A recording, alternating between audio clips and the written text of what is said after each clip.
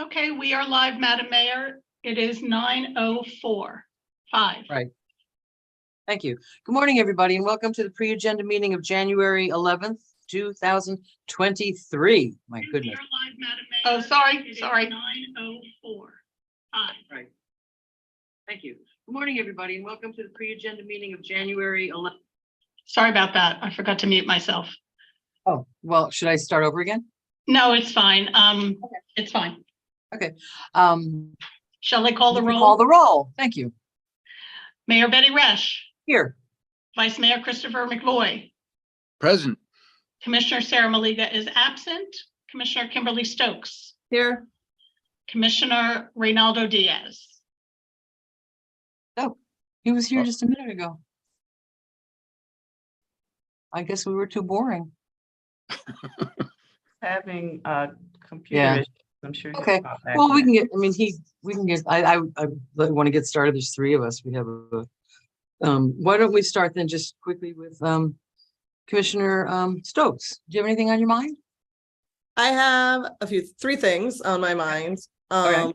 The first one, one of them is going to probably take more discussion. I just want to list them so everybody knows what I have. Okay. As you had mentioned, Mayor, we need to talk about what's happening in our district with the uptick in the amount of cases that we're seeing in complaints with regards to just landscaping violations. I'm going to So, address that as well. all right, the two, I've heard a lot about the artificial turf, and that one is fairly straightforward. We don't allow artificial turf. That feels pretty straightforward. And then the other one that is, I'm getting a lot of complaints, a lot of bad will towards the city, is just the landscaping in general, the amount of coverage required for ground cover, like bushes don't count, like not confusion around, what percent of my yard is currently covered, how do I get to 50%? My neighbor's house has been like this for 20 years. Why am I all of a sudden being told that this is something that we have to deal with? It's just, I'm not sure what the solution is. I have a suggestion. I'm going to make a suggestion for us. Yeah. Okay. And that's what you said, That three was things. one thing. So that's a bigger one. The other thing that I'm nervous about, we haven't talked in a while about, is the money we set aside from ARPA for affordable housing. And I know at the time I had mentioned, yes, we're allocating this money to affordable housing, but we need more details on exactly how it's going to be used. So Absolutely.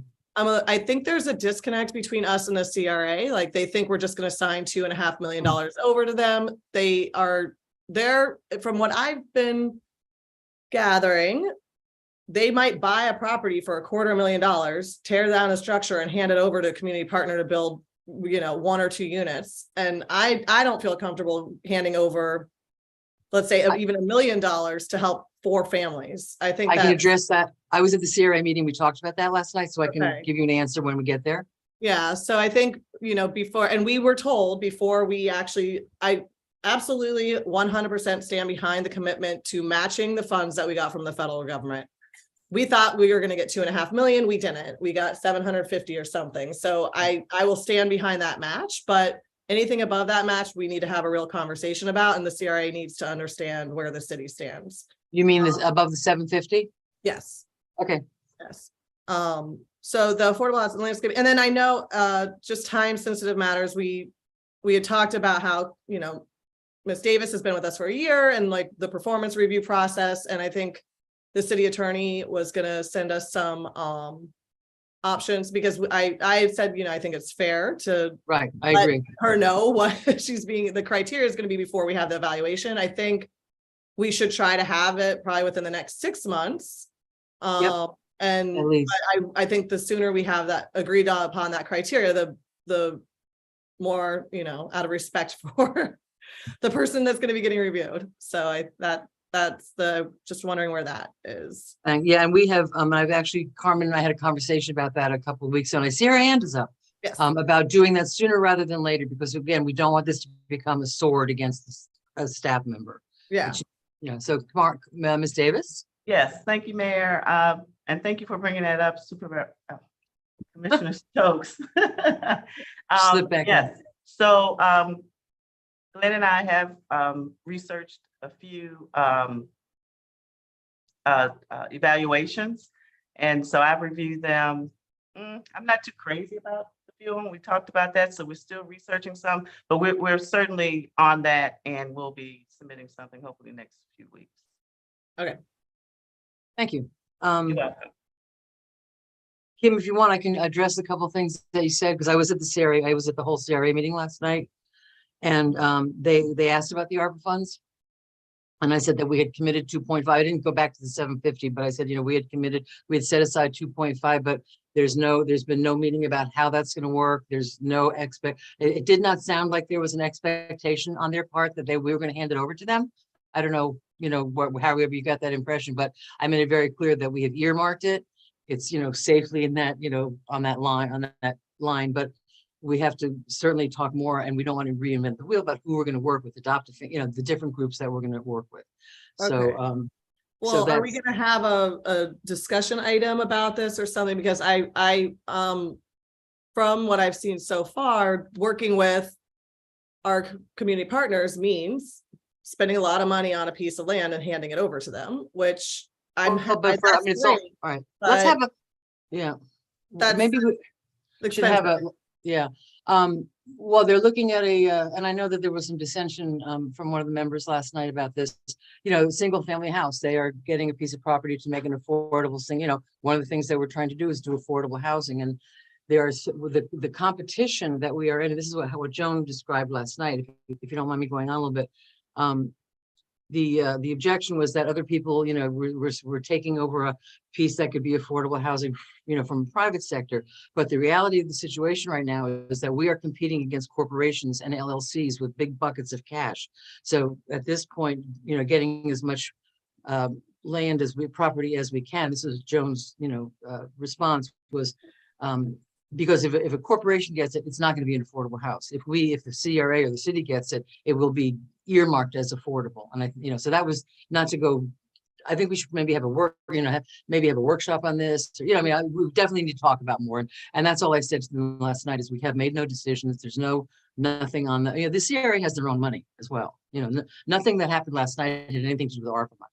Right. I know. I would hate for the board to think, let's keep, we're spending our money now, but we're going to get more money later if that's not what we decide as a committee. Or adopt a family, or any of the other groups. It's not necessarily earmarked to go to the CRA. And well, yes, but so I think I would love to see, just so that staff can understand. I'd love to see options of, there's a why. We've said we want to help the housing crisis. We want to help with affordable housing, and we're going to set aside some money. There's probably infinitely many iterations of what that could look like. But I'd love to see some big buckets. We could take $1 million and provide 4 single family homes. That's one option. All right, so we're going to take $1 million and we could, partner with somebody that's doing a project that's multifamily, or we could, there's a lot of different. And that's why we need to have I completely agree. I think we just earmark that to get it on the shelf safely, so to speak. Yeah. So, and so the CRA, turf we're going to talk about. Okay, so thank you. Do you have anything else until we move on along? No, those are the 3 things. So whenever we talk about landscaping. Yeah, I'm going to. With respect to landscaping, not the residential code compliance concerns. I know I had mentioned to the city manager that I've heard a lot of concerns from the community, that past and present tree board members and people that have been working so hard to help move the city in the right direction, and thought we were there with the landscape or with the maintenance that was happening at the beach. And then on Christmas Eve, went to the beach and saw a lot of the bushes being just hacked down, and I got flooded with pictures of what's going on at the beach, and just concerns about whether the company that's currently doing our maintenance at the beach understands how to care for the type of plants that are up there, the native landscaping. And apparently they've been educated by the tree board and at least that's what I've heard. They've been educated by the tree board and our horticulturist to let them know this is what we expect. And they're not following through with that. So okay, I was at the Royal. I was at a Neighborhood Association, meaning Dave McGrew gave a presentation, and they, Janet Serrano was there, and Donna Kerner, who I think is on the tree board, talking to him about about the beach, because they were talking, there's a lot of invasives coming in, so they were talking about working together to train people how to so I mean, Dave is paying attention to that, so, but Yeah. I'm sure. I just You want to should- put it out there that Yeah. if the company we hired to do it, I feel optimism from some of the people who are newly involved in these issues, and I feel extreme amount of frustration from people who've been fighting these issues forever. And to like, we've already done the training, we've done this and that. So I just ask that we evaluate, is the company that's doing the trimming and the maintenance at the beach the right company? If we, sometimes you can try to train somebody to death. If they're not the Right. right skill set, they Absolutely. don't have it, then you got to move on and find somebody else. Jamie, a question for Mr. Brown or Juan, who does the beach? Do we do the beach? I can actually take that. Oh, It's hi, a good morning. Good morning. It's a combination of our beach maintenance workers and Marquez Landscaping. Okay, maybe you could meet with Commissioner Stokes and talk about this. It's a concern. Yes, gladly. Perfect. Thank you. Thank you, Kim. I don't know if Commissioner McVoy has anything to add. Well, he's next. Okay. Madam Mayor? Yep. I just want to let the commissioners know that the tree board will be giving a presentation at the next meeting. And on February 9th, we do have a special meeting and housing is the topic. So everything that Commissioner Stokes was talking about, you can certainly talk about at that special meeting. Wait, a special meeting? February 9th, it's a Thursday. Oh, this is on short-term rentals, I thought. It's also on fair housing. Oh, that's gonna be interesting. That's a lot of stuff for one night. Well, It is Short-term rentals is a big big deal. top. Yep. So I don't know. And what was your housing? I mean, in Yeah, general, fair housing thing. and who's presenting that? Where'd that come from? I'm If sure I might William is interrupt, involved in that. Mayor. we'll review that, Water- Mayor. Here, wait, William's hand is up. William? Yeah, Hi, there, good morning. good morning. The city has received several federal grants that require us to track input and questions and our status with fair housing. Julie Parham is working on 2 of those grants, I believe, or maybe 1. Jerry has been working with it a little bit. So to have a better understanding of what fair housing is and what our role could be or is, and what our role is not, I put that on the agenda. It would be a very quick presentation. If you want to expand it to a discussion of the ARPA affordable housing money or that program, we really should have Joan Oliva there, because she has been trying to put together a proposed program for you all to look at, which would get at how much money may be utilized to subsidize homeownership or subsidize rental opportunities, or how to go about buying property that would address, or at least answer the questions that Commissioner Stokes brought up. Because you have a I think lot of that's- variables between outright homeownership and assistance for people either staying in their home or having an affordable rental. And I think you can actually do something to that entire myriad of choices. Right, I think that's probably a whole workshop. I mean, Commissioner Stokes, I think that's 2 workshops.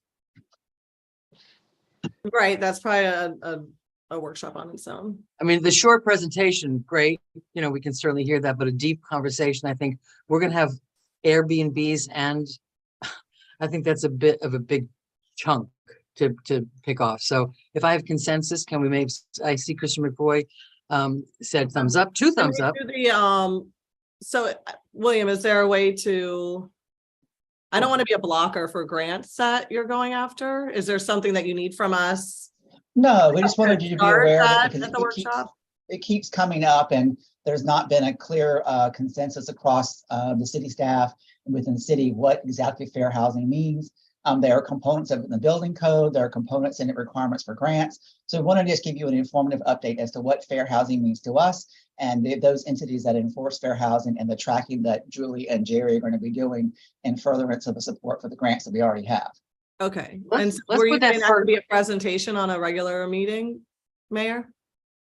Well, Or- how long will it take, William? I didn't expect it to take more than 10 or 15 minutes.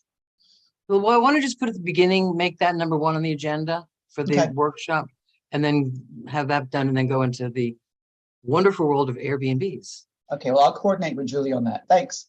Okay, Chris, I'll call you in a second, but I see Jamie's hand has been up for a while, so I don't know what pearl of wisdom he's gonna drop on us. Oh, you would mention my name, so I put my hand up.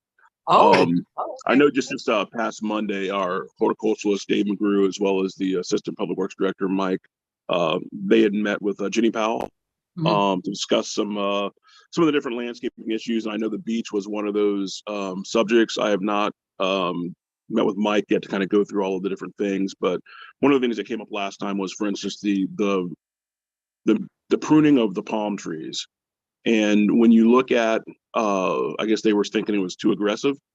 When you look at kind of what we budget on an annual basis, we can only afford to do it so much. Mm. So we typically go a little bit more aggressive so we can actually get to the next pruning. Now, again, we could easily increase our budget and we could trim those palm trees every single month if we wanted to, and barely touch them when we trim them. But we're trying to, stick to our what's budgeted, so we're not going to go over. Okay, So thank it's you. really a matter of, just like everything else, it's just a matter of our budget and what we can afford to do. We But never I would heard love that to before. budget. And I want to thank you, Jamie, for the recycle dumpster up there. You took care of that right away.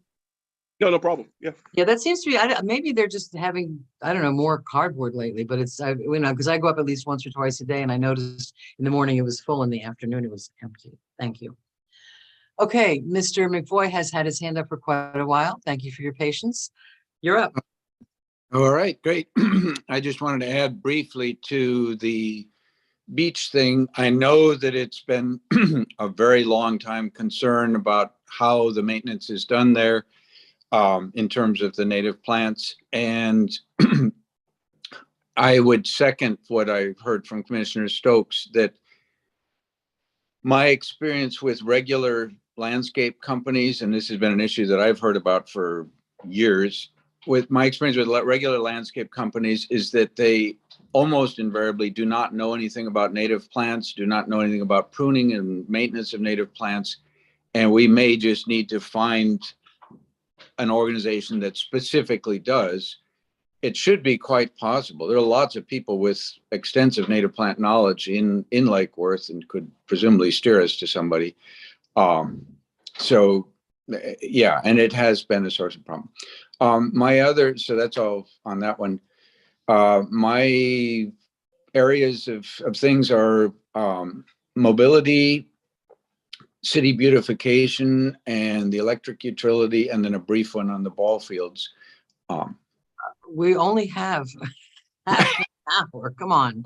Half each topic, and there's only And I have four. a topic that I want to bring up as well. So mobility, what about, let's go down your list. What about mobility? I noticed that, we've asked to form a mobility board for a long time. I'm not quite sure why that hasn't started. But I think we should. We have at least three things that are in that area that I think we should have strong citizen resident participation. That's the Vision Zero resolution that we passed, the Complete Streets one that we passed, and just a mobility plan in general. I think we should have strong input. I see that there's a presentation from WG to make a mobility plan, to do something about that on the next agenda, but that seems a little bit ahead of the cart ahead of the horse if we don't have a mobility board. So I'd like us to get moving on that. And I personally would like to have some involvement in the mission statement for that, or I think we all should, but We need to make it very clear to the board what their role is, what, defined for them, so they don't wonder. right. whether they- That's good. Mayor, it's Billy. William again, Commissioner Hi, William. McCoy. I can address part of what you're asking. The contract to do the mobility plan is coming for your review on the 17th. It's a 2-year cycle. Part of that plan's activities is to convene a charrette or a public input session to explain what a mobility plan is, what the roles are of the various entities, and then also solicit input from the public as to who might want to be on an advisory board or a guiding board for that plan. So I didn't feel like it was a cart before the horse because we don't have the plan documents in place with the contract to have the staff who is most educated and experienced in mobility to give us input on what a mobility board would look like. Thank you. Well, Commission could put some input into what we want on a mobility board. And you'll all be interviewed as part of that mobility plan and moving forward. It's a 2-year proposed project timeline to go from creating, getting documentation, input, data and analysis to create the basis for the plan, create the plan, identify the project, identify budget, identify scheduling, and that's all supposed to be essentially finished within 2 years. And then we can adopt that as part of our capital improvement program and also as an amendment to our comprehensive plan. Okay. Number 2, 3.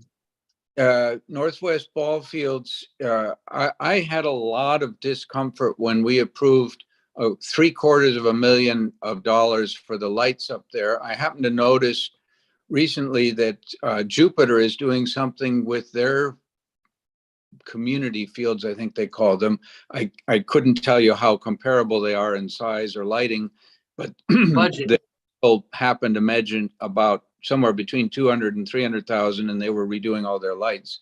I would like to ask staff to look into what Jupiter is doing, figure out how the two efforts compare and the costs compare, because it's just an awful lot of money. On the city beautification, we've talked about this a fair amount. I would really like to see an initiative that's very, I want to say comprehensive, that it's an initiative that the community becomes well aware that we as a city really want the place to look better, and that various efforts in parallel are happening on that the city code is, the officers trained that we are all trying to make the place better for the community as a whole, and that Public Works is part of that, PBSO is part of that, and put together a real initiative on it. We've talked about it. I think we really need it. I'd like to see something moving on that. And then my last one, you'll see they're not half an hour apiece, I'm is, very impressed. yeah, I You're am very too. concise this morning. It must be the cold weather. I think that's what it is. The last one is with the electric utility. I'd really like us to make sure, because that's such an expensive and influential part of our city, make sure that our process as we deal with different aspects is one where we are by Somebody's staff. at my door. I'm just going to mute my phone. Oh, okay. That we're presented with, as we move forward in different directions, that we're presented with multiple options, and that we are presented with pros and cons of each of those different options. You could go this way, you could go this way, here's what benefits are, and so on. And then here is where we as commissioners, in order to make the most informed decisions and best decisions, here is where one might find other sources of information to think about it. I really think that process is very important, and I don't feel like that's really where we've been in terms of some of the things we've looked at. So can you give us a specific example to have give us some guidance? Pretty much all of them. As we, it's a process thing. As we think about, okay, this is a source where we can purchase solar power. Are there other ways to do that? This is a way that we're looking at demand response. What are the different approaches that people have taken to do that? What are pros and cons of different ones? Similar with the integrated resource plan. What are different organizations that might help us develop that? How do they vary? What are some of the different communities that have done it one way, have done it another way? What seemed to work better? What seemed to work less well? Bring options. And then also, as I mentioned, a way for us to get additional information. I think that's very important. It sounds like you're questioning the entire setup of our electric utility, and I'm a little disturbed by that. Well, thank you. And yes, I am questioning how process works. Obviously, it's a very technical area. Obviously, it's an area where we're making very big investments. These are our biggest investments probably that we make in the community. And we need to make sure as the board that sets policy and sets direction, that we are making the most informed and best possible decisions that we can. We can't all be experts in this stuff. That's why we have an expert. That's why we have a director of utilities. And if you're questioning his, it sounds like you're questioning what his product to us. I think that's an unfortunate way to present it, Madam Mayor, with all due respect. It is always an issue in working between staff and policymakers, is that obviously you need the technical input from the folks who are in place, but that's one source of information, and it's incumbent on that source to bring a wide range of options and illustrate, where can you get more information? What are the pros, cons? And that's not been happening. And that is a concern. Okay, well, yes, you're concerned about that apparently. All right, well, I don't know what we'll do with that, but that's number 5. I happen to have a lot of technical knowledge in that. That just happens to be the case in that area. It's also an area that I research a lot. So I'm not going to argue with you, Christopher, but I mean, how many electric utilities have you run? That's not the point, Madam Mayor. Well, all right, we can't get into it today. If you could be more clear about what you're specifically looking for, maybe make a proposal. Madam Mayor, Yeah, what I'll do, I hear the concern and question and suggestion. I'll work closely with Vice Mayor and we'll do the best we can to, All right. we want everyone satisfied with the information that we present to the commission. So of course, we'll do our best to accommodate. it's just every time the electric possible. utility does something, it seems like Mr. McBoy somehow doubts them. Okay, Kim, I see your hand's been up for a while. I don't know. It's been a while. It's a couple of topics ago. Right, I just wanted to, I know it was quick, but about the ball field lights, because I read the same article, I guess, that you must have, Chris, just happened to, and was like, wow, that seems like they're getting a lot of lights for a little bit of money. So I imagine that a lot of residents are also going to be reading that. But the more I looked at it, it either feels like a typo or it feels like something that is just a portion of the total project. I don't know. So I think I just want to reiterate that I think it would be really important for staff to investigate this, because what we don't want is if there was a typo or some information about what's going on in Jupiter, we don't want our residents to also read that and think that we're doing something wrong. So I do think it is important that we clear up whatever is going on there. I'm not from the angle that we're spending too much money, but from the angle that what's really going on, so we can make sure that everybody has the same information. Thank you. A question for our city clerk. Have we signed that contract yet? I'm sorry, which contract is that? About the ball field lighting, the replacement of the ball field lights. It's coming No, to us. we won't sign it until it's approved by the Okay. commission. Okay, all right. I just want, that's right. We just, Right, and we will have them We have time. information Okay. on what was presented today during that discussion. thank you. That's fine. Yeah, and I would like to say, with the electric utility and with other, some other areas, I do feel like there's room for improvement for information. So I know in the past, I've asked for certain information and to be presented a certain way, and I feel like there is room for improvement there, and I'll continue to talk to our city manager about the areas where I think we can improve. So I think if each commissioner can let her know where I try to point examples of things that I think are working well in the city, and then examples where I think there's room for improvement. So. Right. And I think that touches on something that what you just said touches on something, because I was speaking with Carmen yesterday, about, complaints I get about code or electric or different things. And what's really helpful to her and to the staff is, I can walk in and go, the customer service at electric utilities, we have big problems with it. Well, that doesn't help them.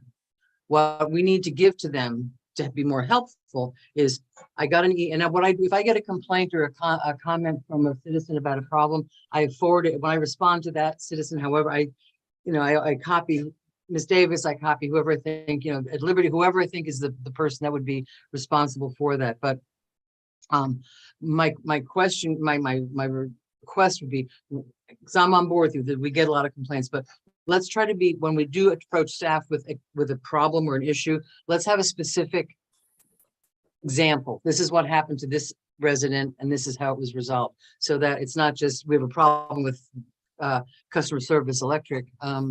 Here's a problem that we have. So it's easier for them to address them and hopefully resolve the problem. So that's just From building our on- perspective, I'm not sure this is aimed completely at the electric utility, but when we do get a concern, especially by email, Mhm. we pretty much almost stop other stuff we're doing to get an answer out, very quickly. Yeah. We're researching it and trying to resolve it, to understand it. Yeah. Right. And in terms of That's been my communication, experience. Right, Madam Mayor, yes, and if I can say it, and that's in every department. Right. know, No, yeah, once of course. Yeah. Once a concern is sent to us, we do our best to address it as soon as possible. Some issues are very extensive and takes a more time to address, but we try to address everything as Susie, stop. we can. So, but like you mentioned, I do encourage, if there is a specific issue to me, it was helpful for me as I manage the organization and help improve and areas that are of concern. Having that knowledge of what the issues are is important, so I can hone in and address, and we can make the tweaks that are necessary I think, to in improve terms our of service. in terms of communication, I find that I tend to communicate what some people think is maybe too much because it consumes a lot of time on the agendas. But and the meetings, as you all know, the one-on-ones can easily go much longer than we usually allot, and I cover a lot of ground. So I'm a little surprised to hear that some folks think that we're not getting enough communication out, but more than willing to expand upon that and get into all the details. That's not a problem at all. I actually enjoy educating people on I how we know do you. things, how we've arrived. Liberty at certain University, conclusions. Right. Liberty, So, Liberty TED Talks. yes. And I will say every time because if I get a complaint, for example, about something with electric, I get it I ship it to, I always copy Carmen because she's the boss of everybody. And to Ed, and I will say within hours, I have an email back to that resident and some resolution, whether it's, satisfactory or not, but there's a resolution. So, Yeah, thank you. and if I could say this, I know you all, especially you're in the community, you're very engaged with the community, and so you are the pulse of the sentiments of the community. So I do rely on hearing from you what the issues are, and how we need to address them. So I do encourage you to forward those issues over to me, so that helps me know where the areas we need to really focus on. And I've been encouraging, when residents come, I don't want to complain, but listen, this is what I say to people, we don't have our eyes and ears on every aspect of the city, like a lights out or a tree fell, you're our eyes and ears. So help us and let us know what's going on, so that like with Mr. Brown, like there was an issue with the dumpster. Well, it got resolved. So Kim, back to Kim. Yes, I mean, I think it would be great to maybe look on how we can improve some of that. Like, I don't know if we've ever thought about having a field or a button on the city's website. Like, if I have a concern, I'm a concerned resident, and I don't want to have to email all 4 commissioners and the mayor and try to when really they need to be contacting staff to get that resolved. So is there a way that we could have a place for them to send their concern directly to the city manager's office without us having to be the go-between? I feel like if they've raised a concern to staff and staff doesn't address it, then they escalate it to us. I don't think we need to be the first point of contact. And I think I would just ask that that either the city manager or staff just does a little thinking of is our current setup the only way that we can go? Are there other things we can do, like a complaint button or a constituent concern, like something on the website where they can just, because the average resident doesn't know, oh, we have a city manager and we have these directors and all these departments. They just know that there's this garbage that's been sitting out front of their house for 3 days and they want it taken care of. But I also think it's important for us to know what's going on as well from our constituents. No, I do too, but I think that they're gonna get a much quicker response if they can directly, because staff. Which is work why I 9 to just 5 forwarded to Monday Car- through Friday, so Yeah, if I they can just- directly raise a concern to staff. I just forwarded to Carmen Yeah. before I even respond. Right, but I- not everybody even emails me or calls me when they have, people just don't know. I don't see, I'm just asking. I think we need to always look for ways of improving. I'm not, whenever I ask, like, is there something better we can do? Can we make the process easier? Is there a third, fourth, fifth, sixth avenue? Like, the more options that residents have, the better. And it's not Madam Mayor? meant to like knock anything. It's just, we should look for improvements. Yeah, and I agree with Commissioner Stokes. I certainly agree. And there are avenues for which the community can reach out to us with concerns and questions and information. And on our website, we do have an area where they can put in a concern and they're responded to, and it goes to our customer service, and those get disseminated to the relevant department. So that is on our website. You can also call our main city number. You can also call directly to the city manager's office. And so there are different avenues, and we'll definitely look in, if there's any way to improve, we certainly look into that. And I know many of our residents do call the departments directly. So I think the citizens will use the avenue that they feel comfortable with or that they know. So I think they'll use every avenue, reaching out to their individual commissioner, reaching out to the department, calling our direct line. They send letters. I get letters. I get emails. I get phone calls into my office. So I think the information comes in different ways. And so the more ways, the better, I believe. And our goal is to be responsive. Thank you. Commissioner Diaz, I believe we're up to 4. Thank you. Trying to remember what I had now, but I'm trying to make um, notes the night before just to remember. yeah, I'm on full mobility mode. So this afternoon I have the walking audit with TPA staff involving the 10th Avenue overpass starting from Lake Worth Middle. So I'm kind of excited to. Wow, what time is that? You're walking like you're 2 o'clock this afternoon, and then really excited to see the next step of that and move us in the direction of what we all are asking for. So I'm looking forward to that and thinking about that. Other than that, some thoughts on the plant talk, especially at the beach and maintaining on our properties. This is something we've talked about, I feel like quite a few times, and I strongly believe in leading by example, as I've said before. And I guess as Jamie, as you have these talks with Dave and whatnot, one thought, or I have 2 thoughts. The first one is, if we're going to spend more money on maintenance, and while we're on this theme of getting more options, I would love to know if we're going to spend more money, how about we spend it on our own staff to do that maintenance and, get our city staff paid to do that kind of work. Because I feel like they're probably adequately prepared to do what's right and do a really good job. And the second thought is, a while ago I had brought up the red mangroves at the planters in Bryant Park, and I didn't really get any assurances that they would not be hedged. So if there needs to be policy or something put in place to make sure that those mangroves don't get chopped down, because once they are hedged, red mangroves are, this is a subject that I know quite a lot about, and red mangroves, once you do that to them, they will never recover. It's not the same benefit that we need for the lagoon. So if that conversation can be had and we can get those options presented to us, that would be great. Maybe you should meet with Mr. Brown. And Yeah, be more I see he has likely- his, I see he has his hand up. Yeah. His little hand. Okay, Mr. Brown, you're up. Yeah, I was just going to mention, I did, we looked at the information real quick while we were talking. So just for an example, at the beach for the palm trees, Our current contract, we're basically paying $30 a palm for the trimming, and we have 500 palm trees up there. So that's basically $15,000 per cut.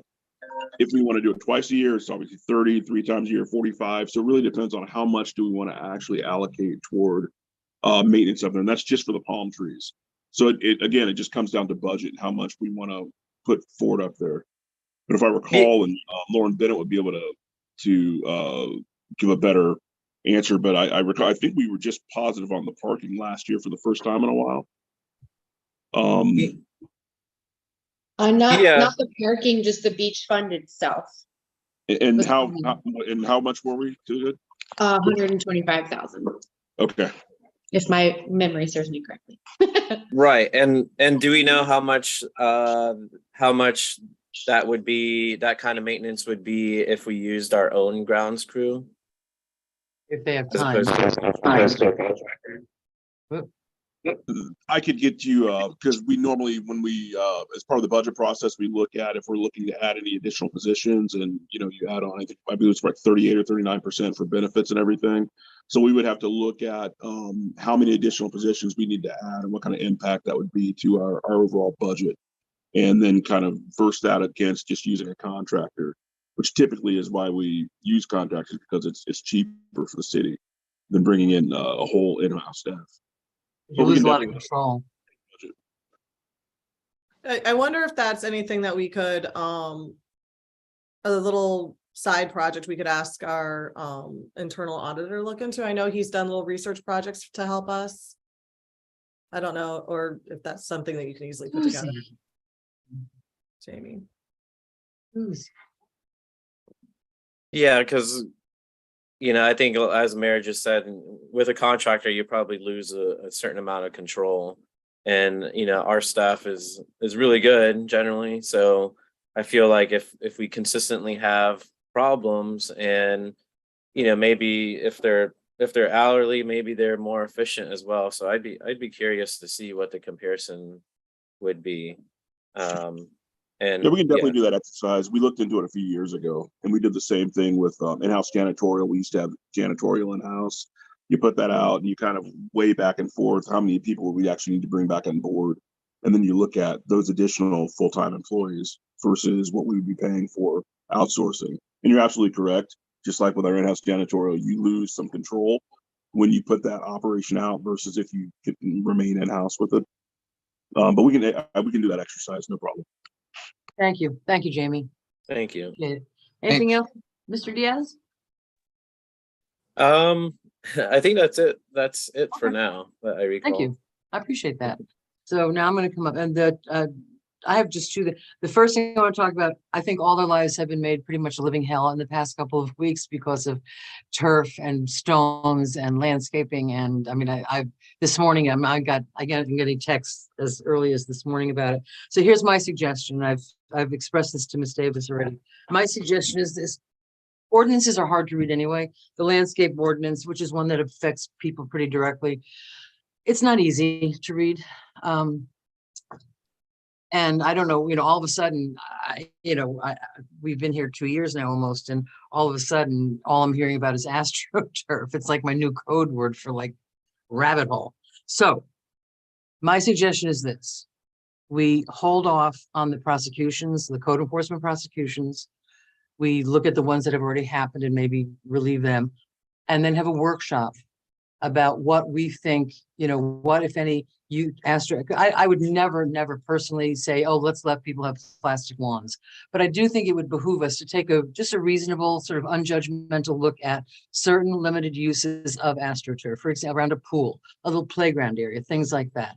I will never go with, you know, replacing, and I'm not a lawn person anyway. I don't like lawns anyway. And I think that people get often from code, you know, sod your lawn, and I don't think that's the answer. But so what I'd like to do is hold off with, you know, as a policy, hold off with prosecutions at this point because it's just making everybody crazy. Have us take a look at what, if any, possible limited uses we could have, and then have a workshop and then make a decision and go from there. And I'm asking you guys for some consensus about that because it's a problem. It's a lot of people that have been affected, and I think we need to listen to our constituents and just take a look at it. I see Kim's hand up and I see William's hand up. Let me ask William first what his reaction is to that. Good morning, everybody again. As some of you may recall, we brought forward some amendments to the landscape code dealing with limited specific use of artificial turf maybe 2.5, 3 years ago, and it did not make it out of. Well, we weren't here. We weren't here 3 years Right, ago. exactly. And then it was brought back again for some input as to whether there was interest in artificial turf, and there was not. And then we discussed it a little bit when we were making the amendment last month in December and November to the vacant lot issue, where we were correcting the conflict in the landscape code and the fact that the vacant lot ordinance said that artificial turf was allowed, which it had been usurped by the change in the landscape code from 2013. We can easily bring back the backup and the proposed changes that Aaron and Dave worked on in regards to the LDRs as a good starting point for your discussion about artificial turf.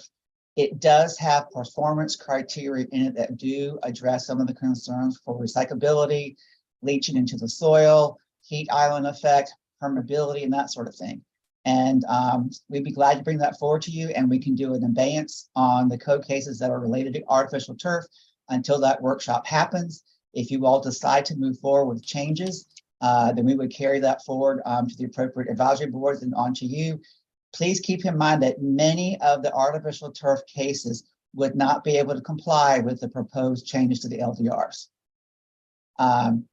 It would address a lot of them, but it would not, there would be a lot of them. We also have where the entire front yard is artificial turf, and I don't think any of you support that being the standard. Well, So, yeah. So we can easily package that up for you, and we can discuss it and then decide how to move forward. And from my own staff standpoint, we would greatly appreciate having that workshop and putting these cases on abeyance until we have some clear direction. Thank you. Kimberly? Yes, I know I sent an email, I think a couple weeks or two ago, saying, can we please put a pause on these cases? Great minds think alike. And I know there were legal concerns, but I think if we can all find a way to put a pause on these, I want to visit when I want to broaden this from just artificial turf to landscaping. Yep. In general, because I think I am seeing even neighbors starting to say, well, at least I don't have artificial turf. I just have rocks. Those are naturally formed. And I'm getting lots of emails about. I wouldn't that want as to well. give like special treatment to artificial turf, but then still move forward Agreed. with people that have rocks or too much mulch or whatever, not enough living stuff.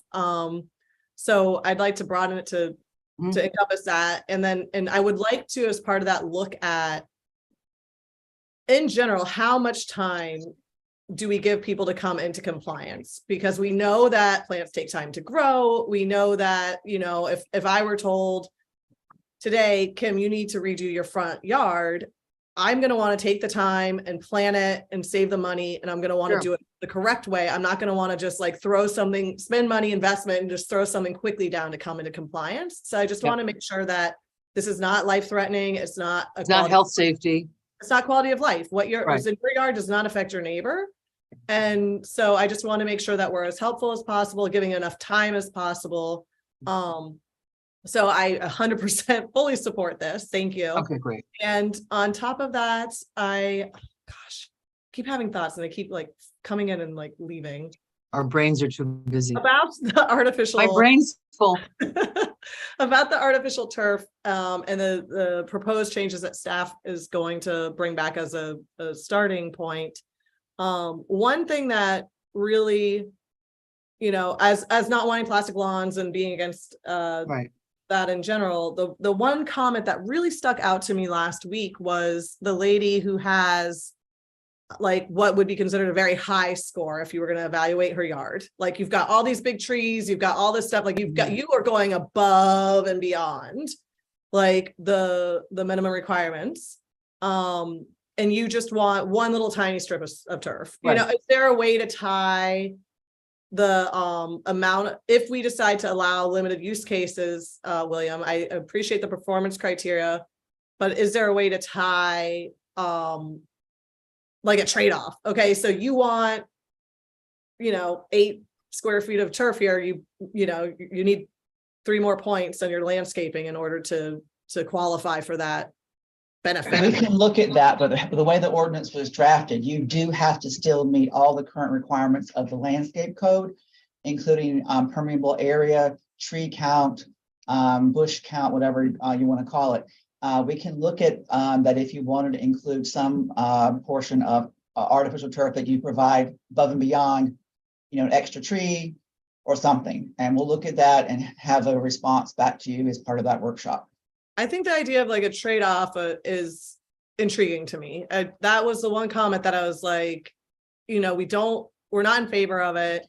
If there is a special circumstance where it makes sense for a resident and they're willing to add more trees or more something that helps us, maybe it offsets it. I don't know. I would, it's just something that like caught my ear. I'm not saying I'm for it or against it. Yeah, this morning I got a text from a guy who's got some artificial, he just got cited. He's got some artificial turf under the swing set in his backyard, so it doesn't get muddy. I mean, is that really harming the environment? Don't That's the even kind of thing understand how they're getting into people's backyards if you're not doing a use and occupancy. I have no idea. I have no idea. And I think when all is said and done, and I agree with you about the landscaping code in general, because I'm pretty good at reading ordinances, and it's really hard to get through them. I mean, ordinances are not easy to plow through. But what I'd like to do is when we do make a decision and come to a decision, that we have a little pamphlet, a little piece of paper that says, this is what you should have to make it easier. So somebody doesn't have to go into the ordinances and delve through, because, and if they did this now, before we just fix that inconsistency, they would see our AstroTurf or whatever it is as an approved, and now we've changed it, but until last week, it was an approved surface for empty lots, but not for yards, which is why I'm glad we corrected that, but Maybe we I'm can just- ask the tree board where they are, because I know William had. they're reminded not me- happy with. No, but they have been working on that. Right. The Yes, we language should for the work with brochure them. is about finished, and we're coordinating the graphic design and getting that published. That was Well, maybe something we that- should look at what we're gonna change before we do that. Well, we should look at the pamphlet, I think. Yeah. And maybe, I don't know if it's gonna be part of their presentation to us It may at be. our next meeting. We definitely need to include the tree board as this. Ronaldo, your hand was up next, and then Chris. Yeah, I definitely agree. Yeah, obviously like the hold off on the code enforcement cases, but Commissioner Stokes said exactly what I want, partly exactly what I want to say, which was I don't want to like just single out artificial turf. Right. I think this is a really good opportunity to look at our landscaping code as a whole. It sounds like Commissioner Stokes and others are leaning towards like a points allocation system for LDRs on this sort of thing. I think that's probably a good idea, but one thing I would love to put out there is, and our tree board can be involved because I know there's at least one master gardener. When Commissioner Stokes, when you said there's that one person in her backyard is like perfect with big trees, like immediately I'm like Jenny Powell's yard, like prime. And she's example. the one that gave the Yeah. presentation on Monday night, right? Yeah. Right, like prime example of like, perfection in terms of landscaping. But so something I want to throw out there, and I don't know if maybe one of them are willing or qualified to do it, or we can go directly to UF IFAS. And maybe that's a good thing to do. If we could reach out to UF IFAS and see if somebody high up in their organization can do a presentation for all of us, not just the commission, but anyone who watches our meetings on their Florida friendly landscaping practices and what they recommend. Because a big thing I notice is there is a lot of misunderstanding on on landscaping and what is living, what isn't living, what is permeable. Because I think some of us might have different definitions. I belong to the school of thought that artificial turf is not a permeable surface, because when they use water to clean it, like usually the big concern is like dog urine, right? You see them in like dog parks. They have to use just like an extra amount of water to get it clean, because of often the substrate underneath is too compacted and it's just not an adequate replacement. And there's a lot of like misconceptions and misunderstandings, and I think it would be really beneficial to us to have somebody really up, high up in IFAS is, You keep using that acronym and I don't know what I- IFAS is. the UF means University of Florida. I always forget what IFAS is. It's Oh. Agricultural Services. But it's basically, they're the Florida organization that And really they work likes, right, at Mounts. They have a thing. they have at an Mounts. office there. Right, yeah. well, that's where Ginny works out of, I think. Yeah, and so they have, these different certifications like Master Gardener, Mhm. Florida Friendly Landscape, and I think Right. that's probably the one that we're looking for is Florida Friendly Landscape, FFL. And they will, I know, government acronyms. You and just they'll- had to use that acronym, didn't you? And they'll yeah, I think they would have some really good insight and really good detailed knowledge of what we should be leaning towards in terms of what's good for our environment and our community.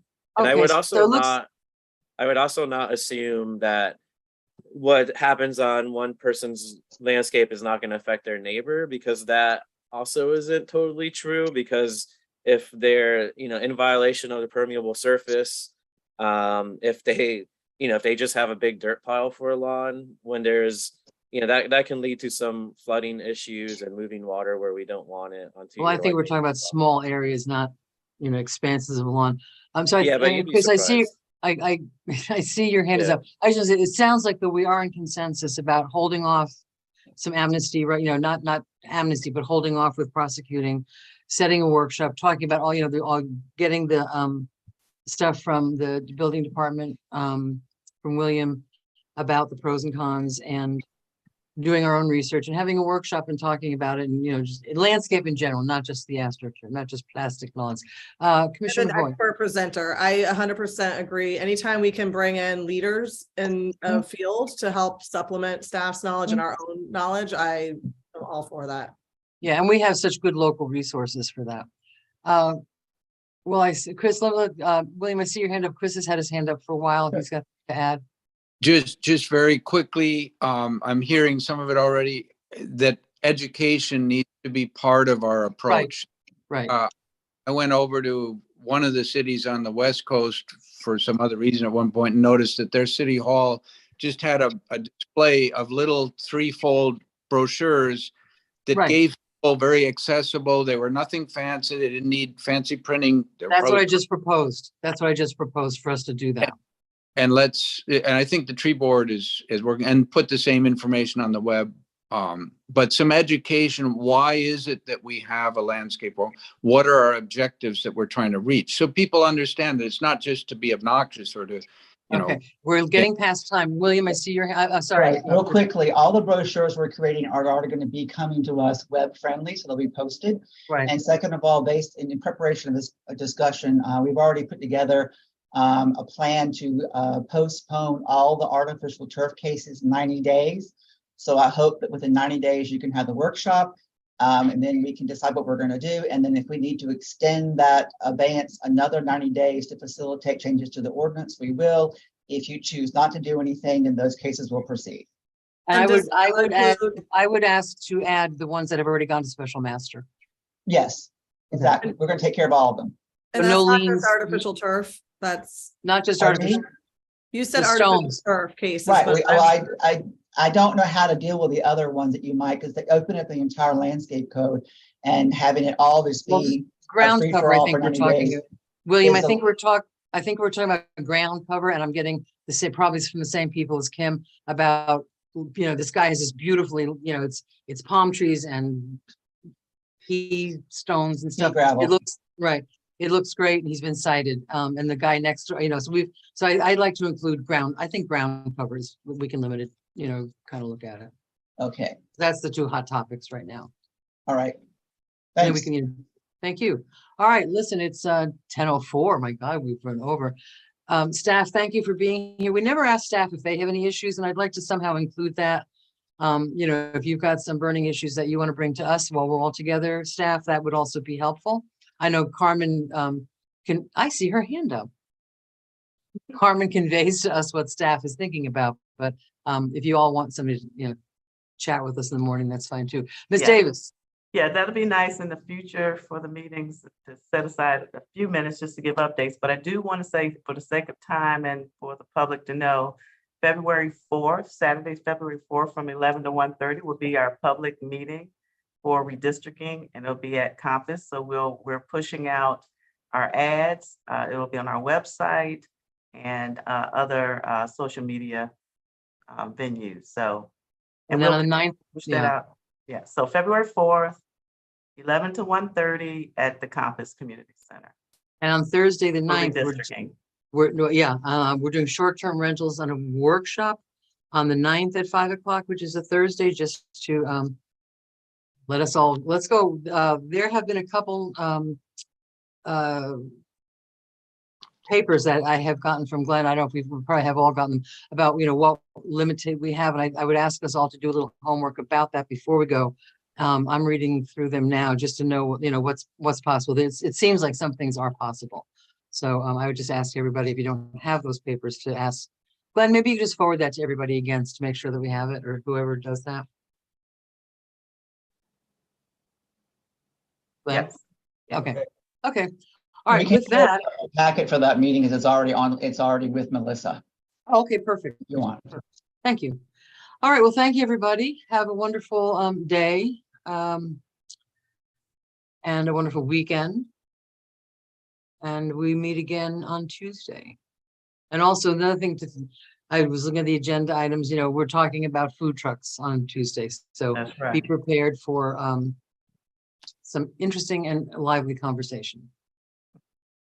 Okay. Thank you very much, everybody. Have a good day. Have a good day.